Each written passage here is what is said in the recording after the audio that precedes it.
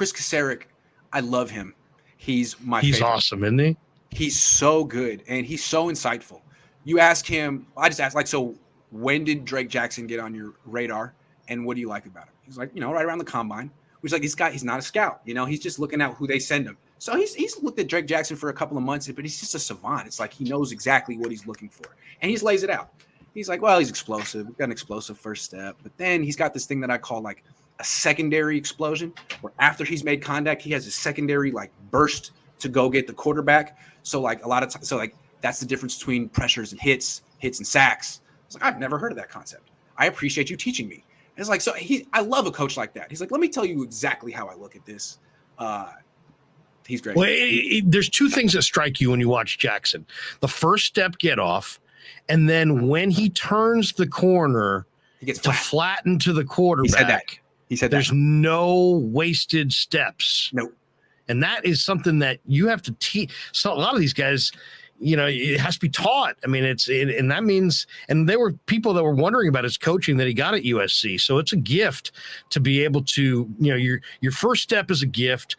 Your ability to redirect to the quarterback, that also is somewhat of a gift. And then there's a lot of technique involved. So maybe they feel like, his starting point, as a rookie is great because he's got some inherent gifts. Right. The bend is a gift. It's like being like a speed skater, right? To be able to get to that angle while still being fast. And then the long arms that he has are a gift. The ability to get flat, the secondary explosion. I learned from Kris Kocurek talking about him. And then finally I asked Kris a question. I was proud of this question. I said, Kris, you're pretty much universally regarded as the best defensive line coach or one of the best defensive line coaches in the league. Do you aspire to be a coordinator or a head coach? I bet you said no.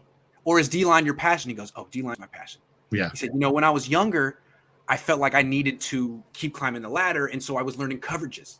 And I'd be charting all these coverages, but I'd notice that I'd be staring at the defensive line. It's like, I don't want to watch coverages. I want to watch this.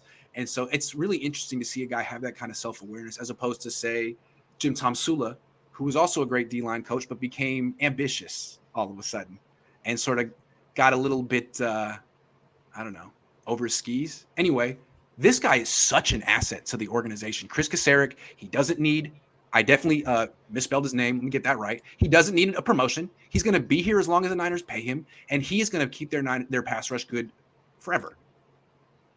And they invest in players that he likes. Kerry Hyder, he's back.